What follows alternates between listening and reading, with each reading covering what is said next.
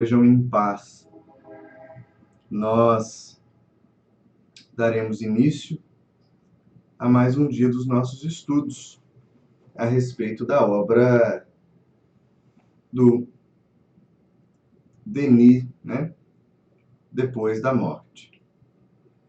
Eu vou aguardar vocês confirmarem para mim se o vídeo e se o áudio está ok. Tudo bem?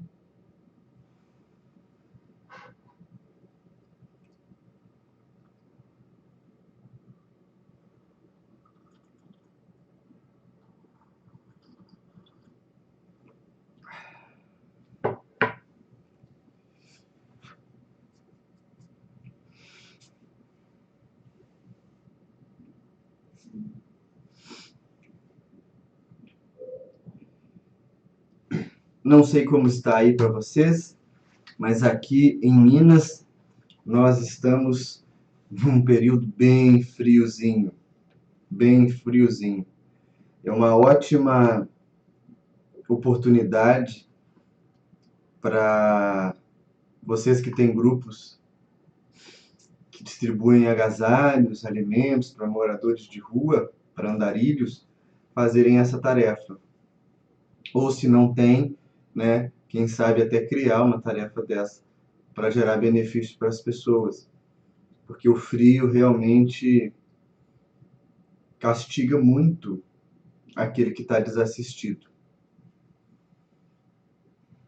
No calor, embora a sensação de abafamento seja grande, há o que se fazer. Mas a pobreza no frio sofre terrivelmente, porque nem sempre há com que se esquentar. É uma oportunidade da gente dividir um pouquinho do que a gente tem. É uma ótima oportunidade. Podemos dar prosseguimento ao nosso estudo? Bem, vamos lá. Nós conversamos na semana passada sobre os princípios físicos, materiais da ideia do materialismo, né, e do positivismo. E eu me lembro que disse a vocês que hoje, na segunda e última parte do capítulo, nós vamos conversar um pouco a respeito da filosofia materialista. O que ela significa, como ela vê o mundo e como que o Denis enxerga essa filosofia materialista do ponto de vista da lógica espiritual, né? Nem todas as críticas que o Denis faz, eu já adianto a vocês, são críticas com as quais a gente vai concordar totalmente. E não porque o Denis esteja errado, não é isso. Mas eu disse para vocês no estudo passado, e eu volto a dizer, que o Denis escreve o Depois da Morte no ano de 1890. Faltavam 10 anos para o final do século XIX. Muita coisa no mundo que a gente conhece, no mundo ocidental,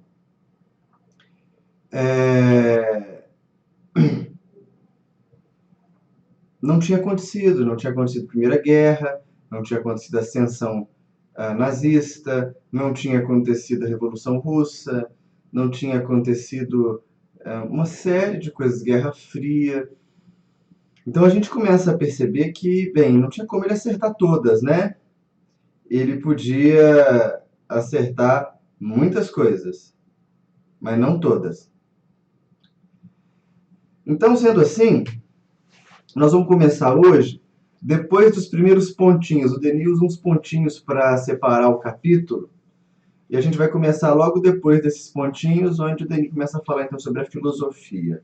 Eu separei alguns trechos do próprio livro, que eu vou ler com vocês, e a gente vai conversando e vai trinchando esse novelo de sabedoria, tá bom? Eu estou aqui com o celular, de vez em quando eu venho olhar para saber se a gente tem alguma pergunta, alguma coisa, tá? Então, olha só. O Denis começa esse trecho que fala a respeito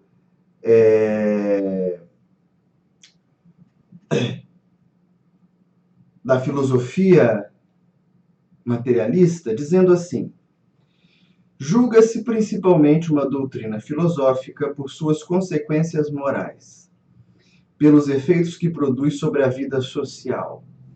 Considerada sob esse ponto de vista, as teorias materialistas baseadas sobre o fatalismo são incapazes de servir de incentivo à vida moral, de sanção às leis da consciência.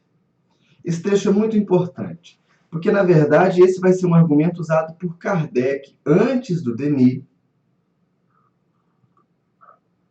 para justificar as ideias espíritas. Que as pessoas diziam que o espiritismo ele era, a um lado, um problema de saúde pública, a fábrica de loucos. Muitos opositores do espiritismo nascente vão alegar que o fato das pessoas se dedicarem às práticas espíritas fazia com que essas pessoas se tornassem loucas. Ou então, favorecia o surgimento de algum distúrbio mental. E o Kardec vai rebater isso bastante nos seus textos. Inclusive, entabulando debates através da Revista Espírita. Outro argumento era que o espiritismo ele era só uma moda, que ele era só uma invenção, e que essa invenção era inútil para a sociedade, não gerava benefício para as pessoas. E o Kardec vai responder com esse argumento do Denis. Ele vai dizer, olha, uma crença que é capaz de enxertar no coração das pessoas esperança, resignação, renúncia, caridade, desprendimento, essa crença não pode ser algo inútil. Porque se nós vivemos numa realidade em que um número tão grande de pessoas sofre, qualquer movimento social, qualquer grupo de ideias que seja capaz de enxertar no coração dos indivíduos mais esperança e uma melhor conduta, deve ser valorizado, né? Então, Kardec vai dizer, ainda que o espiritismo seja uma mentira ou fosse uma invenção, o que não é a realidade, o espiritismo não é uma invenção, mas ainda que ele fosse algum tipo de crendice, a partir do momento que essa invenção leva os indivíduos a se compreender melhor, a lidarem bem uns com os outros, a terem uma maior disposição a tolerar, a perdoar, a agir de forma caritativa, o pensamento espiritual cumpre o seu papel.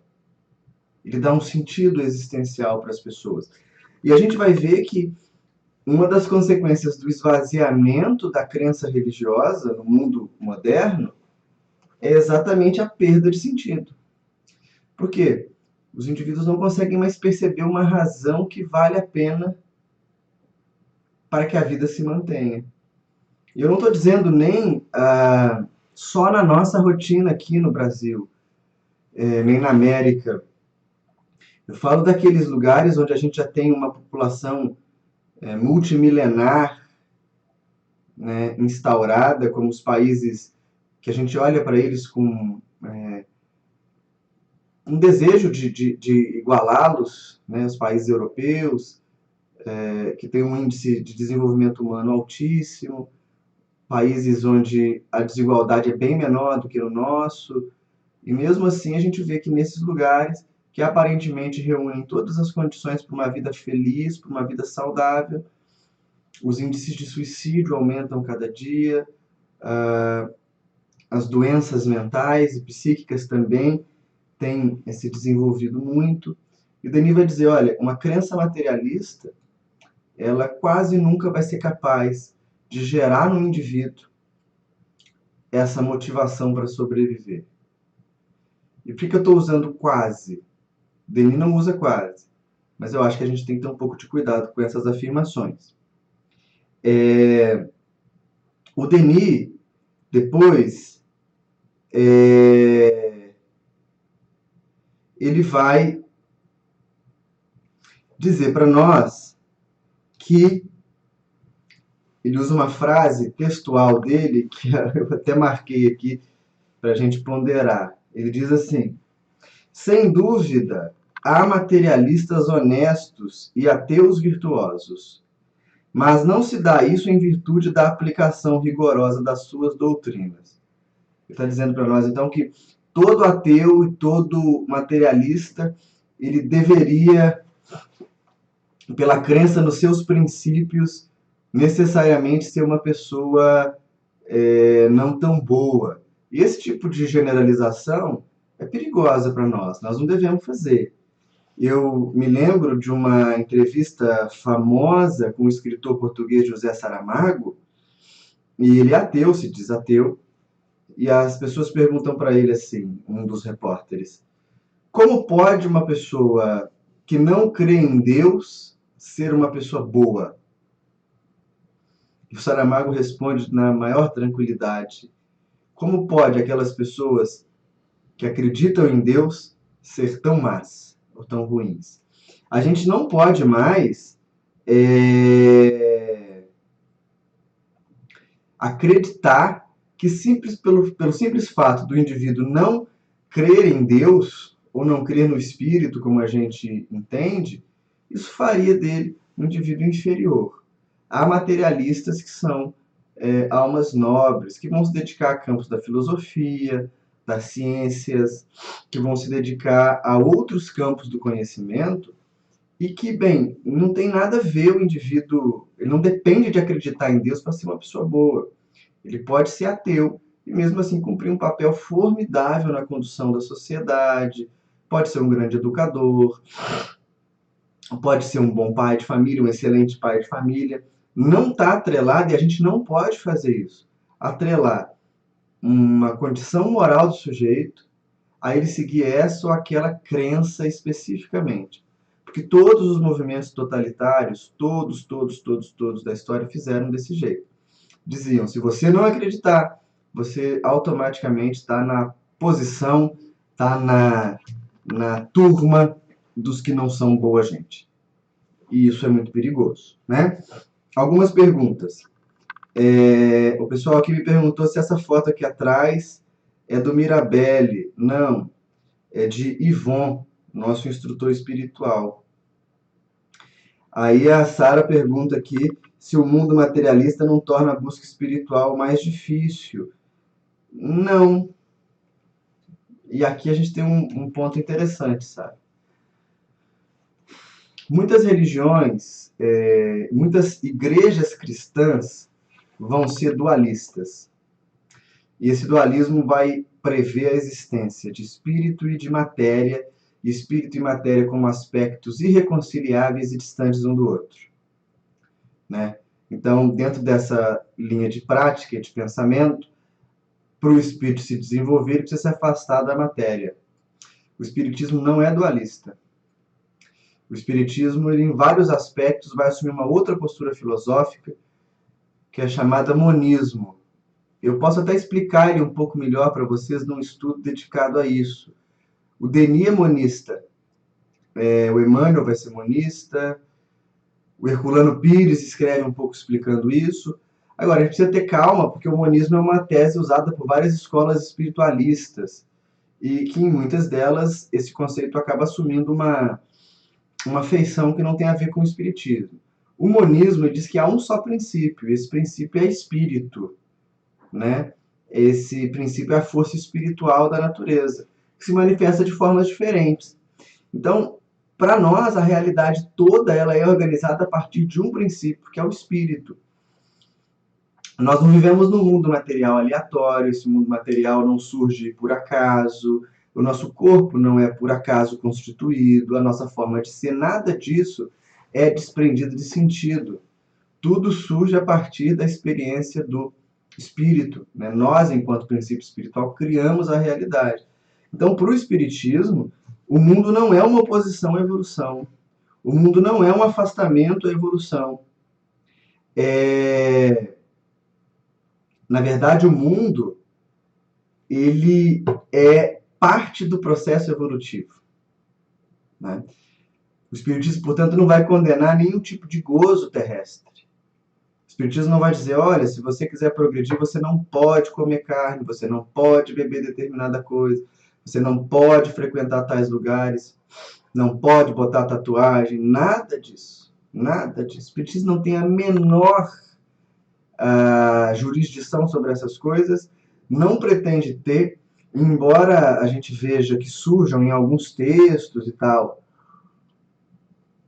a tentativa de normatizar esse tipo de coisa, essas normas elas vão servir para alguns grupos de pessoas, mas a rigor, a matéria não é adversária do processo evolutivo para nós, né? A gente só vai compreender que a matéria não é tudo, né? A matéria não é o fim e nem pode justificar todas as coisas. O Teles Oliveira me pergunta se os materialistas são os mesmos espíritos da época da teoria do ter, de Herpéculos de Samos. Eu não li nada do Herpéculos de Samos, Teles. Mas, mesmo sem ter lido sobre ele, eu diria que não. Na verdade, o materialismo ele se tornou uma saída cultural para o Ocidente na segunda metade do século XX, sem que a gente dependa de um processo reencarnatório que justifique isso, né? A gente viveu momentos muito tristes na história, que foram justificados por uma crença. E as pessoas começaram a perceber, poxa vida, como que pode um sacerdote cristão, seja protestante ou seja católico, acobertar nazistas responsáveis pela morte de milhares ou milhões de judeus? Quando Otto Eichmann vem para a América do Sul, ele vem com um passaporte falso da Cruz Vermelha, que foi entregue para ele por um sacerdote católico. A fuga dos nazistas alemães, em grande medida, foi sustentada pela Igreja Católica Alemã. Então, o Ocidente criou uma aversão ao Evangelho porque está ligado ao Evangelho enquanto instituição, né? Aquilo que eu falei no começo do outro estudo. No começo do outro estudo, eu falei sobre o Denis usar uma expressão até bonita, que é do fluxo e refluxo. As pessoas, assim como as culturas e os grupos humanos, tendem a se desenvolver num processo pendular, né? A gente se afasta e se aproxima dos objetos do nosso desejo, da nossa aversão. E é o que acontece com a história do Ocidente. De modo que, não sei se a gente depende de uma explicação de que é determinado grupo de espíritos reencarnado. Não. Somos nós, espíritos, que nos sentimos cansados da perversão que cometemos com a própria crença espiritual, né? Isso é mais razoável. Agora, vamos continuar, porque eu só quis apontar essa afirmação do Denis. No fim do texto, ele mesmo vai desmentir isso que eu falei, tá? Ele vai falar que o termo materialista e espiritualista não faz diferença nenhuma, que a gente tem que avançar para um estado de total compreensão da realidade, e é só o espírito que faz isso, e o espírito que faz isso não se importa com os rótulos.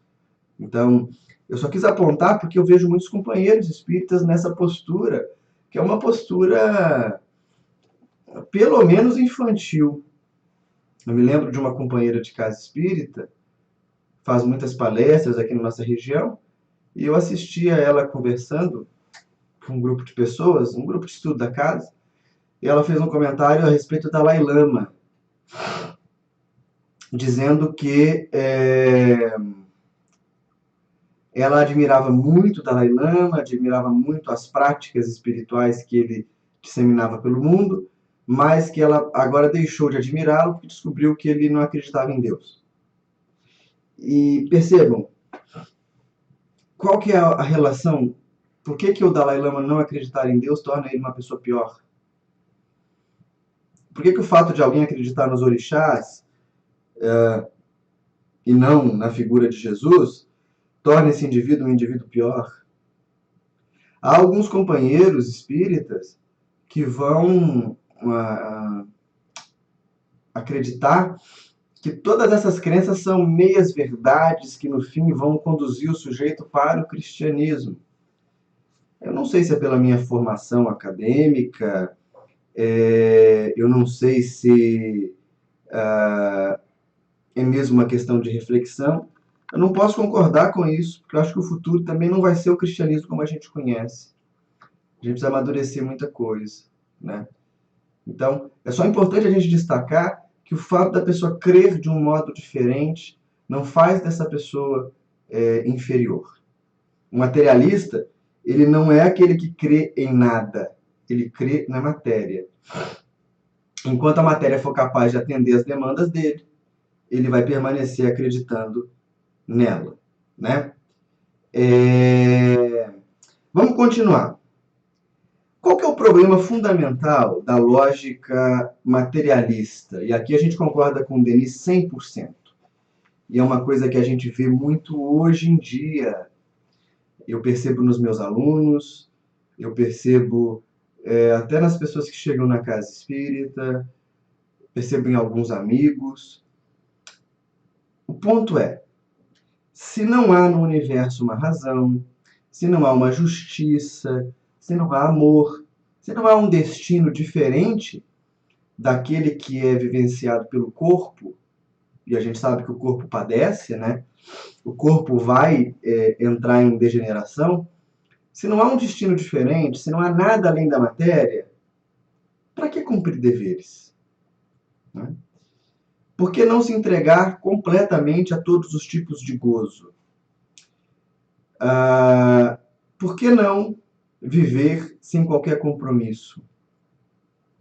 Por que me preocupar com leis? Por que me preocupar com moralidade? Por que me preocupar com comportamento? Esse é o grande problema, que é um desafio que a gente vê como um desafio do tempo presente. O Leon Denis, do Rio de Janeiro, CELD, publicou há pouco tempo um texto inédito do Leon Denis, chamado Um Olhar sobre o Tempo Presente. Eu até tinha o livro comigo, mas não está aqui na sala do estudo agora. É um livro bem fininho. Eu fiz um pós-fácil para esse texto, eu escrevi um artigo para finalizar esse texto, e ele trata das dificuldades que o Denis enxergava no tempo presente que ele vivia, que era no começo do século XX, ali pouco antes da Primeira Guerra. Não me lembro se a Primeira Guerra já tinha acontecido. Mas o tempo presente, ele tende sempre a trazer essas dificuldades, né, que a gente está vivendo. A gente olha para trás, a gente olha para o que já aconteceu. Cada tempo presente vai carregar, cada momento da história vai carregar as suas angústias. Quando a gente olha hoje para trás e observa o pré-Primeira Guerra, marcado por uma paz armada, em que as nações europeias só aumentavam seu poderio militar, a gente pensa, poxa, está quase escrito que daria problema. Mas para eles não, eles não tinham essa noção, né? Hoje a gente observa a nossa juventude vivendo de modo muito libertino, não diria nem libertário, e eu digo isso pelos meus alunos. A gente fica diante de alguns desafios. Nunca antes houve tanta liberdade, tão poucas regras. Entretanto, também nunca houveram tantos transtornos mentais, nunca houveram tantos transtornos psíquicos, tanta angústia, tantos jovens que precisam, ou que, não sei se precisam, mas realizam tratamentos psiquiátricos, enfim.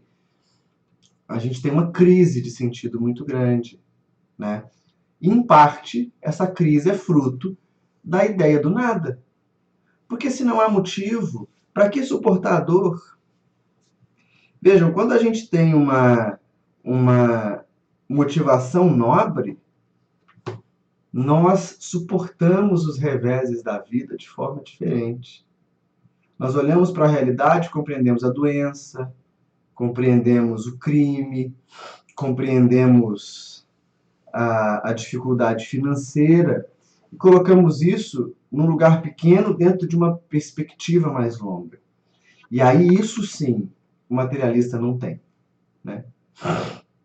Isso sim, o pensamento materialista baseado unicamente na concretude não consegue alcançar. E isso vai dar para nós vários filósofos famosos, pensadores de peso, que no fim da vida ou surtam, ou tiram a própria vida, ou entram em confusão, exatamente porque não há o que baste a sensação de desamparo. Percebe? E aí o Denis diz para nós assim, peraí que eu estou olhando aqui, gente. O Denis diz para nós assim, sobre a influência de tais doutrinas, a consciência só tem que emudecer e dar margem ao instinto brutal. O espírito de cálculo deve suceder ao entusiasmo, e o amor do prazer substituir as generosas aspirações da alma. Então cada um só cuidará de si próprio. O desgosto da vida e o pensamento do suicídio virão perseguir os desgraçados. Os deserdados só terão ódio para com os que possuem bens e, em seu furor, reduzirão a pedaços essa civilização grosseira e material. Não é um pouco do que a gente viu no século XX isso? Não é um pouco do que a gente ainda vê, essa crise absurda de orientação social genérica, né, em todos os campos? Exatamente o que o Denis está apontando para nós nessa noite. Tudo se torna calculado para obter prazer, para obter projeção, para obter destaque, para obter gozo de todos os tipos. A disputa substitui a amizade. E vejam, isso inclusive se torna um modus operandi da própria vida religiosa. Porque nós observamos, claro que não sem tristeza, né? Nós observamos de maneira triste como que palcos são construídos em igrejas, em casas espíritas, em templos de maneira geral, onde o foco deixa de ser o ensinamento e se torna o indivíduo que verte o ensinamento. Médiuns são feitos gurus, eventos se produzem pela simples vivência de um momento festivo. É a mesma lógica materialista. Só que é uma lógica materialista que não está no campo da concretude, está no campo do pensamento. Entendem? Está no campo da maneira de agir. Ser materialista não significa só ser ganancioso, nem ser apenas insaciável, não. O materialismo é uma forma de enxergar a realidade. Inclusive, nós podemos dizer que se você acredita em espíritos, mas transfere para o mundo espiritual a mesma lógica do mundo material, você é materialista do mesmo jeito. Como quando você faz obra social porque quer receber algo de retorno, ou como quando você acredita que pode de alguma maneira corromper ou constranger os espíritos, ou quando acha que é fundamental que exista uma projeção pessoal sobre os ensinamentos, isso é materialismo. Só que é materialismo de uma matéria quintessenciada, né? Que é a matéria do mundo espiritual. Tem vários textos aqui, deixa eu ver se temos perguntas.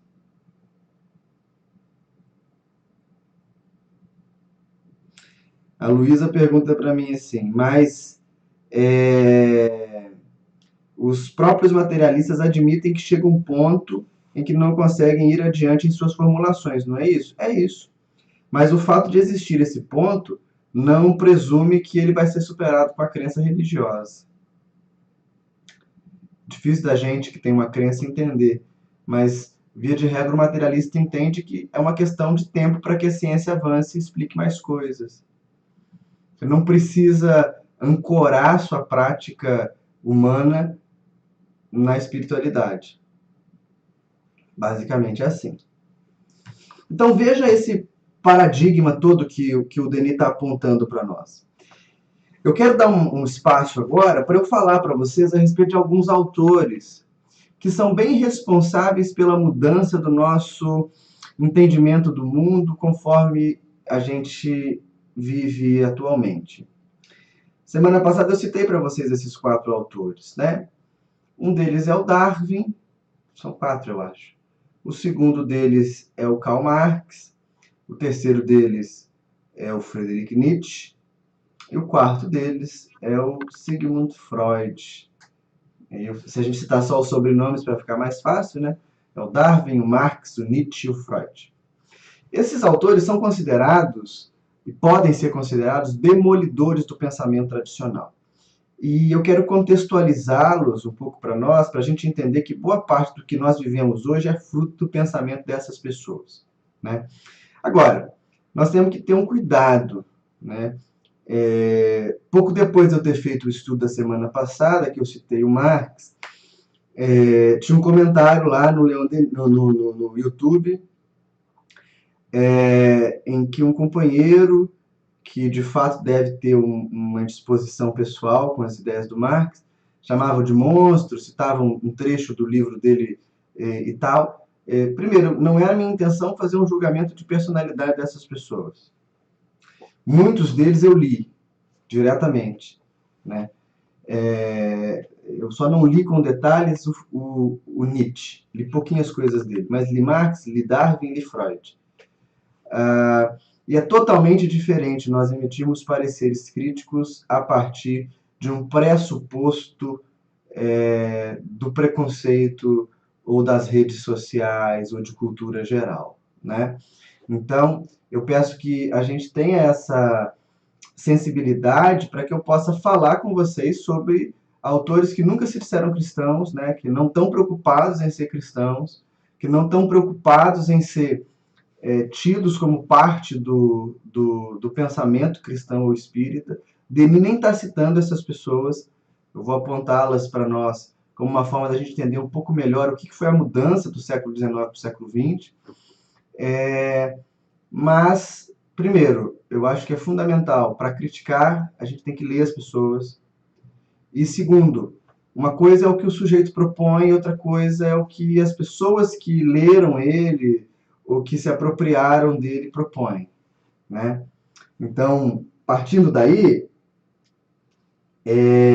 eu queria começar falando com vocês um pouquinho a respeito do Darwin, com a teoria da seleção natural. Hoje a gente estuda essa teoria, na verdade, os meninos estudam na escola, como teoria de Darwin-Wallace. Wallace também é um naturalista que chegou às mesmas conclusões de Darwin no mesmo período, fazendo pesquisas paralelas. É quase um caso de universalidade do ensino dos espíritos, né? E o Wallace e o Darwin, né, tinha uma diferença fundamental. O Wallace era espiritualista, o Darwin não. Então eu vou ficar com a figura do Darwin, porque ele vai influenciar toda a forma de pensar a vida humana a partir daí. O Darwin não é o criador da teoria da evolução, porque Kardec já falava de evolução antes da Origem das Espécies, que é o livro do Darwin. O que o Darwin propõe é a seleção natural, que proporia a separação dos grupos, né? Então, vejam só, todos os seres humanos seriam descendentes de um ancestral comum, que estaria num lugar entre o animal e o humano, né? Basicamente um tipo de primata. E quando o Darwin propõe a tese da seleção natural e prova a tese da seleção natural, há uma intensa crítica por parte da religião que vai alegar que o Darwin era materialista, ateu e que ele estava negando as escrituras, dizendo que não foi Deus que criou o ser humano. Ora, até Darwin publicar A Origem das Espécies, na segunda metade do século XIX, ainda havia, num senso comum, mesmo entre alguns cientistas, a ideia de que Deus havia criado Adão e Eva. Darwin, então, vai apontar o primeiro problema, né, da estrutura social dali para diante. Nós já não dependemos, pelo menos não diretamente, na criação do ser humano, de uma intervenção divina. A vida e a origem da vida podem ser explicados a partir das sucessivas transformações da matéria. Denis fala um pouco disso, só que Denis vai apontar a existência de uma realidade espiritual que conduz à matéria. Darwin e a academia do seu tempo não vão concordar com isso, né? Vão dizer que não há como provar a existência de uma força espiritual. Então esse é um primeiro demolidor, né? Que vai começar a mostrar que de fato talvez não exista necessidade da gente usar o argumento Deus para todas as coisas que a gente não entenda. Vejam, eu estou fazendo aqui o papel de um advogado do diabo, hein? Não estou dizendo que concordo ou que discordo com ele, nem com os outros. O segundo demolidor, e eu estou colocando eles na ordem da publicação das suas obras, é o Karl Marx. E é ingrato falar de Marx ultimamente, né? Porque a gente vive um período de polarização política doentia e não é nem... não há espaço para que a gente construa consenso, né? O Marx, ele foi um jornalista, um economista, que publica em 1867 uma análise muito detalhada a respeito de como funcionaria o sistema capitalista, né? É importante deixar claro que não é o Marx que cria a ideia de capitalismo, tá, gente? Nem é o Marx também que cria a ideia de socialismo. Vocês devem ter estudado na escola de vocês, quando acontece a Revolução Industrial, um movimento chamado ludista, que queria quebrar as máquinas para as pessoas poderem parar de trabalhar ou trabalhar menos. E a gente também estuda um pouquinho sobre o que a gente chama de socialistas utópicos, que eram pessoas que acreditavam que a sociedade ia se transformar a partir da educação, do convencimento e do aprimoramento dos donos das fábricas, sem revolução, sem guerra, sem nada. Então, havia uma ideia de socialismo muito antes do Marx. O que o Marx vai criar é a ideia do comunismo, né? Que ele vai propor o comunismo como uma etapa seguinte ao socialismo. E ele vai defender melhor as categorias. Mas o fato é que o pensamento trabalhista do Marx, ele tem um impacto muito grande na sociedade ocidental. Ele vai cair como uma bomba na vida urbana por alguns motivos. Hoje, a gente está acostumado a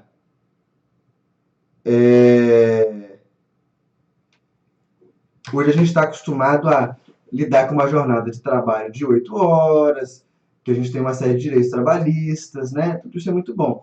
Quando o Marx estava escrevendo, as pessoas trabalhavam 14 horas por dia, não tinha a menor seguridade social, recebiam muito pouco. Ele vai fazer uma crítica muito forte que vai ter penetração com os trabalhadores de todo o continente europeu. Isso vai ficar tão forte que o Marx morre em 1882, se eu não me engano, 83. Em 1917, com a Revolução Russa, a forma com que os russos leem a teoria do Marx acaba fazendo com que ele se torne muito importante, porque esse movimento da Revolução Russa vai interferir numa série de outras nações que vão também buscar fazer as suas revoluções. Enfim, é uma lógica diferente de organização social, o socialismo soviético, e há um traço interessante, e que também vai dizer um pouco na direção do materialismo, que está presente no pensamento marxista, que é um pensamento ateu, né? O Marx tem uma frase famosa, eu não sei localizá-la para vocês, mas ele vai dizer que a religião ela se assemelha ao ópio do povo, né? Ela confunde as pessoas para que elas continuem exploradas e oprimidas e tudo mais. Isso é uma leitura do pensamento dele. E em todos os países de orientação soviética, a religião foi muito perseguida. E quando as ideias esquerdistas se espalham pelo resto do mundo, não só em localidades governadas por governos esquerdistas, não está correto nem eu dizer esquerdista aqui, governos marxistas, talvez. Não sei. Posso estar incorrendo numa incongruência. Mas a ideia vocês conseguem captar. Mesmo quando há nações, países que não estão sob um regime comunista ou socialista, aqueles que se dedicam a estudar sobre a organização do trabalho, a divisão da sociedade em classes e tal, vão tender também a enxergar a lógica materialista como a base da sociedade. Tanto que um dos conceitos que o Marx cunhou, e que é um conceito que é usado em todas as ciências humanas, é a ideia de materialismo histórico, né? Ou seja, a história se dá por eventos humanos criados por homens que vão transformar a realidade. Aqui a gente tem mais um ponto de influência do materialismo, que vai ganhar muito espaço ao longo do século XX. A gente vai ter também o Nietzsche como um grande desconstruidor do pensamento cristão tradicional, da moral tradicional, né? O Nietzsche, ele tem uma frase famosa que está no livro Assim Falou Zaratustra, onde ele diz: a bem da verdade, só houve um cristão no mundo e ele morreu na cruz. Nós crucificamos o Evangelho.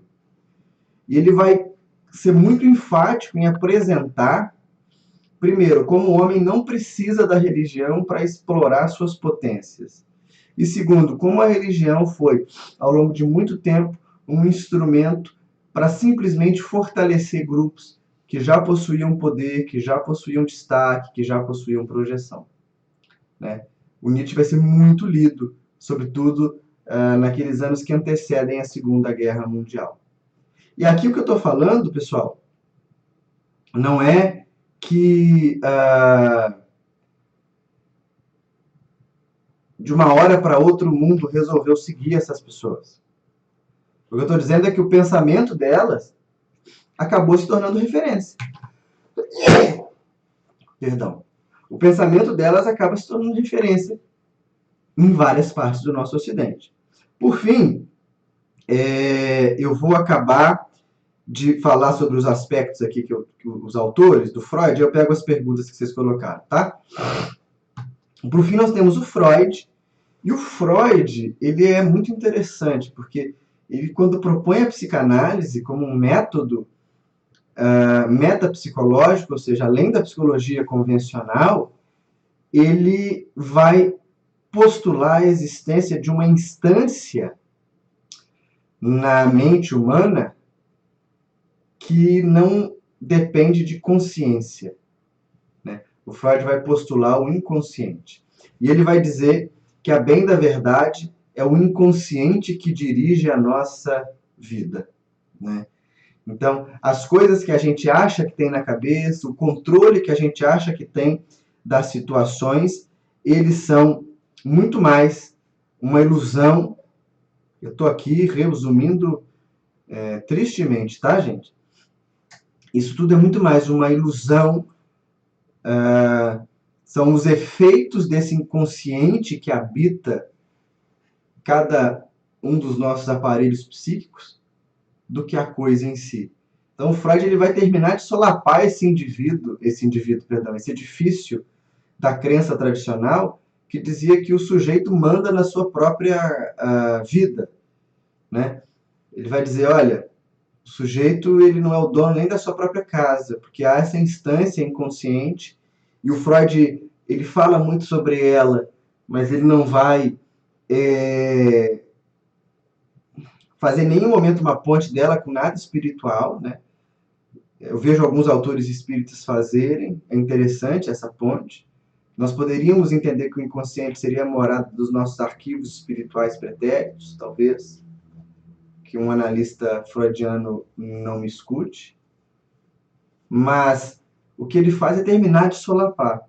Ou seja, o indivíduo agora, ele tem uma origem que não é divina, é animal, com Darwin, ele se reconhece explorado, observa uma exploração abusiva do trabalho, com Marx, ele observa os desmandos da religião e a capacidade de se tornar um ser livre, sem depender da religião, com Nietzsche, e finalmente, né, ele percebe que há uma parte dele mesmo que existe, que está nele, que não é espírito, que tem uma raiz biológica, mas se manifesta de forma psíquica e que lhe conduz à vida. Essa é a tormenta do século XX para nós. Essa é a luta que a espiritualidade vai ter que vencer. Em certa medida, todos esses pensamentos materialistas são muito bons, porque eles não deixam pedra sobre pedra das antigas tradições falsas da espiritualidade. Porque aquilo que é verdade não é passível de ser destruído. O que é falso destrói.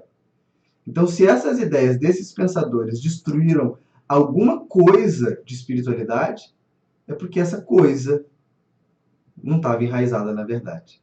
Estava enraizada em questões externas. Tudo bem? Deixa eu pegar aqui umas questões que vocês mandaram. O Leonardo Rocha diz assim: o materialismo ajudou a desconstruir o dogmatismo religioso. E talvez por isso a doutrina espírita precisou nascer após o iluminismo. Com toda certeza. Com toda certeza. Eu não vejo muita condição de ser diferente disso, não. William Dickey escreve aqui. Quando Marx falou do ópio, era isso mesmo que acontecia no Ocidente. Mas o oposto criado foi na mesma rota extrema. Não parece também ser algo comum ao ser, como também são as ideias tratadas anterior? Eu não entendi muito bem, William, mas o meu pensamento é que eu acho que, em nome dessas ideias de renovação que foram defendidas pelos teóricos marxistas, crimes tremendos foram cometidos. O que demonstra para nós que, independente da teoria que nos sustenta, a nossa condição espiritual de obscurecimento ainda é capaz de nos permitir cometer crime em qualquer condição de sustentação teórica, né? E é muito triste isso que eu estou falando, porque hoje a gente tem indivíduos que são completamente contrários a qualquer ideia que se aproxime do socialismo, porque são perversas, são cruéis, blá, blá, blá, blá. Não necessariamente. O Denis, ele vai ter um livro que é publicado em 1924, que é uma coletânea de textos dele chamado Socialismo e Espiritismo. Ele era um entusiasta do socialismo, né? Não sou eu que estou dizendo, o texto está lá para todo mundo. Tem gente que vai dizer, não, mas aí o capitalismo é uma desgraça. Blá, blá, blá. Também não. Há lugares no mundo onde há uma lógica de consumo razoável, equilibrada, onde a diferença social é menor. Então, o problema não é o aparato teórico que nos sustenta. O problema é como que nós usamos essas veias. Porque se nós matamos em nome de Jesus, o que nós não vamos fazer em nome de outras pessoas? Entendem? E eu tenho me preocupado muito, muito mesmo com a incapacidade de alguns de nós nos tornarmos indivíduos mais brandos, de conversarmos mesmo. Denis era um debatedor, conversava com as pessoas. E nós precisamos fazer isso. Onde que o Denis, na minha opinião, apresenta o argumento mais forte contra a ideia materialista? É num parágrafo que ele diz assim: pois que o ente humano é suscetível de amar até o sacrifício. Acha-se nele gravado o ideal do bem e do belo, e teria saído de um elemento que não possui essas qualidades em nenhum grau? Sentimos, amamos, sofremos e emanaríamos de uma causa inconsciente e insensível? De uma causa que é surda, inexorável e muda? Seríamos mais perfeitos e melhores do que ela? Esse é o argumento cabal. Porque a gente entende, então, que a vida possa ser orientada pelo prazer ou pela materialidade, que é um pouco do que essas pessoas estão defendendo como teses, é um pouco do que vai graçar no século XX. Mas a pergunta é, mesmo com tudo isso, por que há pessoas que vão se esforçar até o limite do sacrifício? Por que tem gente que, mesmo sabendo de todas essas coisas, vai renunciar aos prazeres da vida em nome de uma causa maior? É aí que dá o curto-circuito. O ser humano é naturalmente adaptado a viver para além da matéria. E essa é uma beleza da vida. Então, Denis vai no ponto. Depois ele fala um pouco para nós a respeito do positivismo, que é um modelo científico, né? O espiritismo ele começa com uma lógica positivista lá com Kardec. Depois ele vai se desligar um pouco dessa lógica. O Denis não é um positivista. O Denis é um filósofo, né? Ele está preocupado em trabalhar com ideias e não com experimentos. Embora ele cite alguns experimentos, o ponto alto da produção do Denis é a lógica, que é uma lógica inexorável, uma lógica fantástica, irretorquível.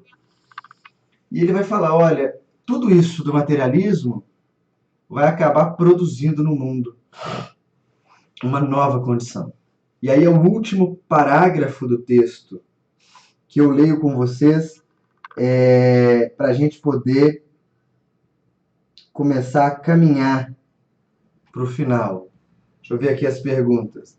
Você está certíssima, Ângela. O problema é o equilíbrio, né? E o Leonardo fala do equilíbrio nas redes sociais, né? Que as pessoas acabam discutindo personalidades. Exatamente, meu amigo. Isso é muito triste. Olha o que o Denis fala para nós. É o último parágrafo desse capítulo. Tempo chegará em que todos esses vocábulos... Gente, olha a grandeza de pensamento do Denis. Tempo chegará em que todos esses vocábulos, materialista, positivista, espiritualista, perderão sua razão de ser, porque o pensamento estará livre das peias e barreiras que lhe impõem escolas e sistemas. Quando perscrutamos o fundo das coisas, reconhecemos que matéria e espírito não passam de meios variáveis e relativos para a expressão do que existe unicamente de positivo no universo. Isso é, a força e a vida, que achando-se em estado latente no mineral, se vão desenvolvendo progressivamente do vegetal ao ente humano, e mesmo acima deste, nos graus inumeráveis da escala superior. Essa é a síntese do pensamento dele. Vê como é que ele avança, né? A gente teme, às vezes, o materialismo, a gente teme, às vezes, essas ideias estranhas, e ele está dizendo, olha, eu não estou preocupado com essas discussões, porque isso é tudo rótulo.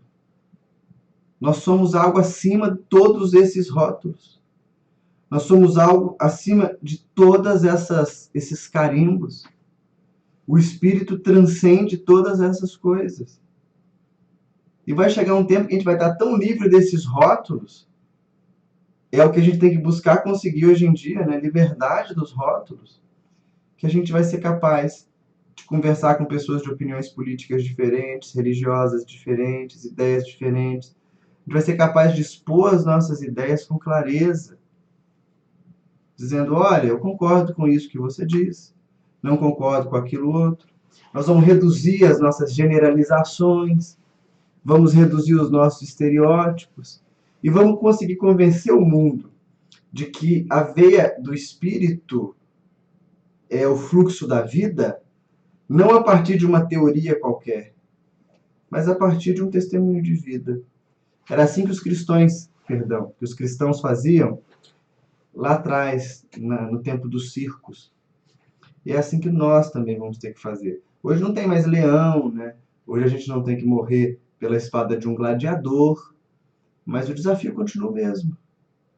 O desafio permanece aquele de fazer com que nós sejamos capazes de entrar em contato uns com os outros e dar o testemunho da virtude.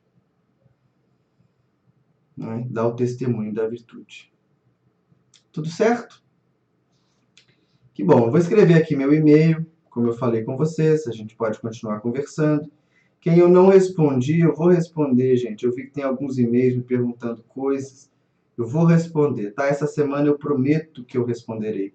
Mas vida de professor em final de semestre é uma vida desafiadora. Agora eu acabei de corrigir todas as provas, trabalhos e afins. Essa semana eu vou respondê-los com calma. Nós vamos, então, pela maioria das pessoas que falaram comigo, dar uma pausa de 2 semanas. No dia 15 e no dia 22, não teremos estudo. Eu sei que muita gente que me assiste é do estado de São Paulo, né? Então, olha aqui, ó. Entre os dias 15 de julho e 23 de julho, eu estarei no interior de São Paulo para algumas palestras. Então, eu vou estar nas cidades de Colina, Guaíra, São José do Rio Preto, Votuporanga, Birigui e Jales, né? Aí dá para vocês verem direitinho o dia, o horário, nem sempre eu sei. Vocês podem ver aí que em alguns dias eu coloquei para vocês só onde eu estarei. O horário nem sempre eu tenho ele aqui comigo. Então, eu vou estar em São Paulo do dia 15 ao dia 23. Vou estar nessas casas espíritas. Se algum de vocês quiser nos visitar, vai ser um prazer, tá? Podem chegar mais cedo, se quiserem conversar comigo, vai ser um prazer. Não tenham receio, não tenham vergonha, tá? Somos companheiros de crença. Então, aí quem me perguntou, tá a lista das palestras. Eu não sei, Fernando, se elas vão ser transmitidas. Acredito que muitas delas sim, porque as próprias casas fazem esse tipo de transmissão. Mas eu não estou certo. Se alguém quiser, pode me adicionar lá no Instagram, que eu vou colocando lá caso vá ter transmissão. Nós não temos, eu não tenho Facebook mais, eu mantive só o Instagram. Então você me adiciona lá, se tiver transmissão eu coloco para vocês. Tá bom? Então, olha, eu espero que tenha sido razoável, tá? Eu me esforcei o máximo para não ficar entrando em questões sociológicas e tal, embora eu seja professor de sociologia, para não levar o estudo para esse lado. Mas mandem as perguntinhas de vocês e a gente volta no dia 29 para dar continuidade aos estudos, tá bom? Um beijo grande no coração de cada um. Que vocês tenham também essas 2 semanas de reflexão para botar os estudos em dia. Tenham saúde, felicidade e a gente vai se encontrando, tá bom? Que Deus nos abençoe. Por favor, me mantenham em suas orações. Um abraço, amigos. Até breve.